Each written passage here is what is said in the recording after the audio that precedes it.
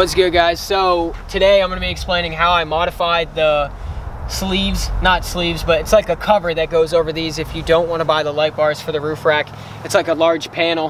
Had them sitting in the shop forever, so I started thinking, what can I do to use these? Because obviously if I paid the money to have all of that, I want to try and use it. I don't like steps for some reason. I've just never been a huge fan. Everybody hates it because they got to jump up into the Jeep, but it is what it is. What I'd recommend is, this is what I did. I took the paneling and I actually custom cut. I've got to actually cover that up, have somebody weld that, but I riveted it on to act as a rocker guard.